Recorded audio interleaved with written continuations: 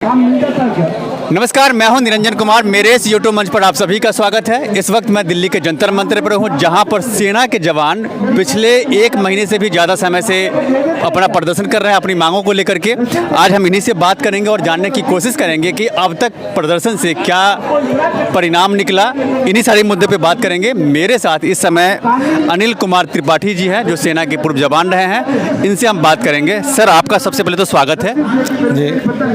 सर्वप्रथम मैं आपका आभार व्यक्त करता हूं डिजिटल मीडिया से हमारे बीच में आप उपस्थित हुए, हमारी बातों को आगे बढ़ाने के लिए और हमसे सवाल पूछने के लिए मैं आपका एक बार पुनः स्वागत करता हूं, आभार व्यक्त करता हूं। सर, आप ये बताइए कि जो ये आंदोलन का आज कितना दिन हो गया है? देखिए, 40 दिन से जंतर मंतर के ऊपर हम धरना प्रदर्शन कर रहे हैं और हमारा मेन जो उद्देश्य है वो ये है कि 1 रैंक 1 पेंशन 2 में जो विसंगतियां हैं उसको दूर किया जाए। और प्रधानमंत्री ने रेवाड़ी में जो आम सभा हुई थी उसके अंदर बोला था कि पूर्व सैनिक हमारे साथ आओ, हम आपकी जो हित की बातें हैं, जो 1 रैंक 1 पेंशन है उसे लागू करेंगे जी। उन्होंने हर एक क्षेत्र पर उस समय डिस्कस किया, अपने कुछ निजी अनुभवों को भी शेयर किया कि मैं फ़ौज में भर्ती होने के लिए फार्म मंगाया, लेकिन उस समय मेरे पास पैसे नहीं थे, मैं कैसे फ़ौज ज्वाइन करता। हमारे पिताजी ने मना किया कि फ़ौज में जाने के लिए हमारे पास पैसे नहीं है भेजने के लिए।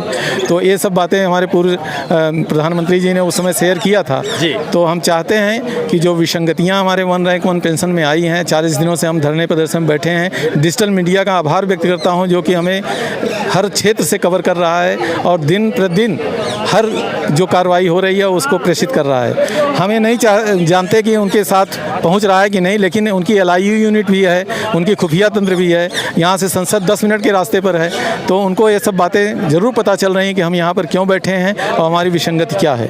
सर, आपने प्रधानमंत्री की बात की, रेवाड़ी की आपने बात की है, तो आप ये बताइए कि जो प्रधानमंत्री तो अक्सर ये कहते हैं कि जो सेना के जवान हैं तो हम हैं, और उनके साथ जो समस्या है उनके समाधान करने के लिए हमेशा तत्पर रहते हैं। तो आपका जो समस्या है इसका समाधान अब तक क्यों नहीं हुआ, और 30 दिन से भी ज़्यादा समय हो गया आपको बैठे हुए? देखिए, सेना में हम जितने भी पूर्व सैनिक हैं अनुशासन में रह करके नौकरी करके आए हैं। हमारे रग रग में अनुशासन भरा हुआ है। हम कभी भी ऐसा कोई कार्य नहीं करेंगे जो देश के खिलाफ हो।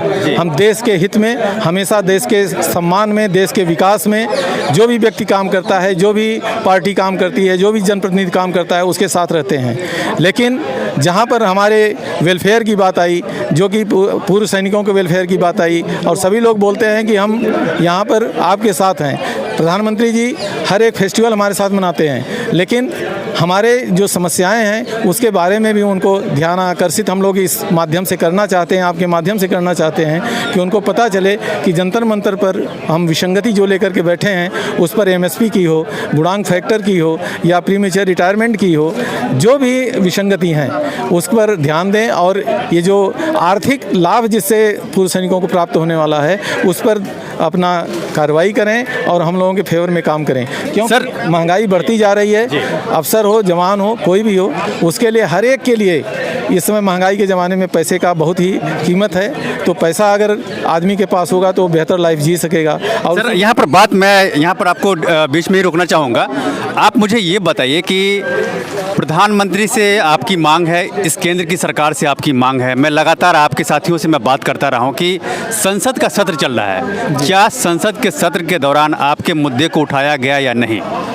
संसद के अंदर एक हमारे काद्यान साहब थे, विधायक जी हैं, उन्होंने उठाया था, लेकिन उन्होंने पुराने 1 रैंक 1 पेंशन, जब मेजर जनरल सतवीर जी का यहाँ पर धरना प्रदर्शन चल रहा था उसमें हम लोग भी शामिल थे, तो वहाँ से वो बात गई है आगे।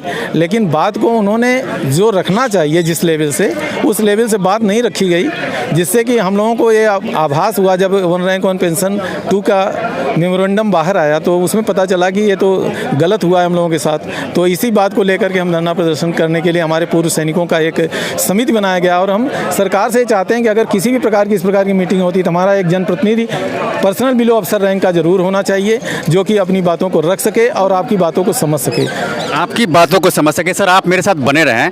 सर, आपका शुभ नाम क्या हुआ? मेरा नाम दशरथ लाल है। मैं प्रयागराज कौशाम्बी से आया हूँ। सर आप मुझे ये बताइए, अभी आपके साथी ने एक बात कही है कि केंद्र की सरकार के निकट जो है उसे जो अभी तक उनके जनप्रतिनिधि अभी तक आए नहीं हैं। आप ये बताइए कि विपक्ष भी है, विपक्ष का काम भी होता है कि जनता के मुद्दों को उठाए, तो क्या विपक्ष ने संसद में आपके मुद्दों को उठाया है?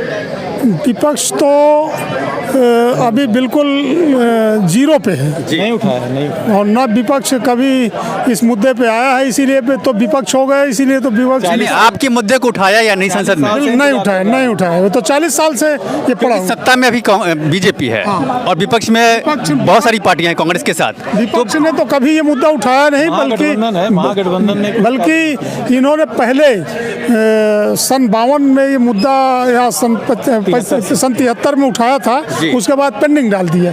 मैं अभी की बात कर रहा हूँ, सत्य चल रहा है। बिल्कुल नहीं, विपक्ष ने बिल्कुल नहीं उठाया। तो अब आप क्या करेंगे? अब हम लोग इसमें 3 अप्रैल को एक ज्ञापन देंगे और उस पर ये मांग पहुंच गई वहां तक तो ठीक है, ना ये धरना प्रदर्शन अनवरत जारी रहेगा। और जब तक ये सरकार तक बात पहुंच नहीं जाती, सरकार मान नहीं लेती, तब तक ये अनवरत चलता ही रहेगा। सर ये ज्ञापन जो आप देने की बात करें, ज्ञापन आप किसको देंगे? राष्ट्रपति को देंगे, प्रधानमंत्री? राष्ट्रपति, प्रधानमंत्री जी को और रक्षा मंत्री जी, डीएम के थ्रू। एक और बात मुझे जानना है कि आपने कहा कि आप प्रयागराज से आए हैं, तो आपको जानकारी होगी कि जो 20 फरवरी से आपके साथी यहाँ पर बैठे हुए जंतर मंतर पर, अब तक कितने स्टेट के आपके जवान यहाँ पर आकर के प्रदर्शन कर चुके हैं? कोई आंकड़ा? आंध्रा के, केरला के, बंगाल के, बिहार के, उत्तराखंड, उत्तर प्रदेश तो है ही है, हरियाणा, राजस्थान, चंडीगढ़, मतलब देश के कोने कोने से मैक्सिमम सभी जगह से आ गए और आते हैं, डेली आते हैं और जाते हैं और आते जाते रहे। जहाँ सर ये बताइए कि जो अब सत्र खत्म होने वाला है, तो आप बताइए कि सत्र खत्म होने वाला है और अभी तक आपकी बात न तो केंद्र ने उठाया है न ही विपक्ष ने उठाया है, तो आगे की रणनीति क्या होगी आपकी?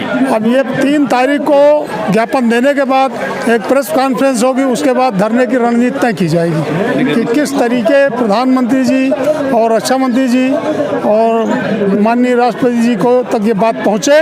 और क्योंकि कुछ बीच में जो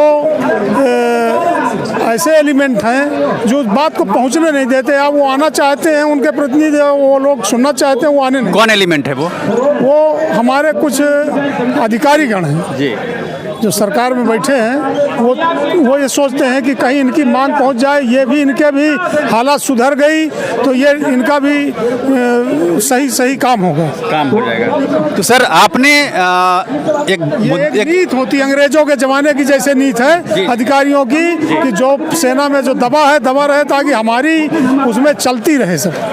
सर आप मुझे ये बताइए कि अभी इन्होंने एक बहुत बड़ी बात कही है कि आपके अधिकारी वहाँ पर बैठे हुए हैं जो नहीं चाहते कि आपकी मांग को मानी जाए या आपकी बात पहले भी नहीं रखेगी, तो इसका समाधान कैसे होगा? कैसे आप अपने जनप्रतिनिधि को वहाँ तक पहुँचाएंगे? देखिए, हमने बताया है कि हमारे जो संगठन है उसमें जो संगठन के अध्यक्ष हैं वो सार्जेंट से रिटायर्ड हैं, अफसर नहीं हैं, लेकिन उनके साथ बहुत से अफसर भी जुड़े हुए हैं। तो मैं ये चाहता हूं कि जो संगठन के हमारे अध्यक्ष हैं, जितने भी संगठन हैं, कुछ अफसर है चाहते हैं वो जा कर के अपनी बातों को रखें, क्योंकि आपका अगर रक्षा मंत्री से मुलाकात होती है तो इस बात को रखना चाहिए।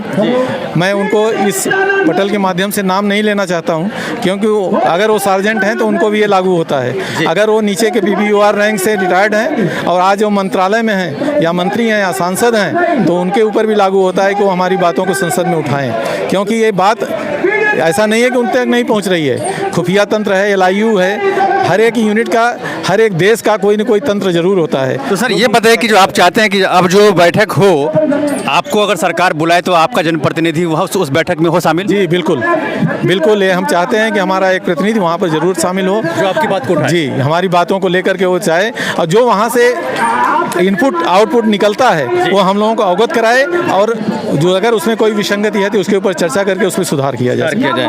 तो उम्मीद करते हैं कि जो आपकी जो मांग है सरकार जल्द मांगेगी।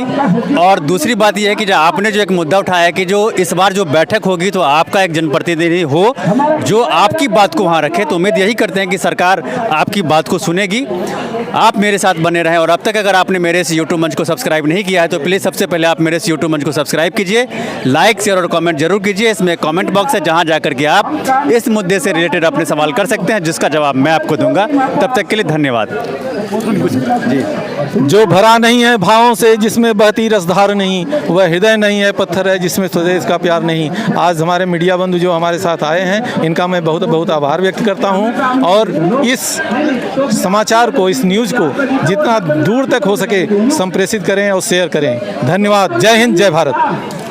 धन्यवाद।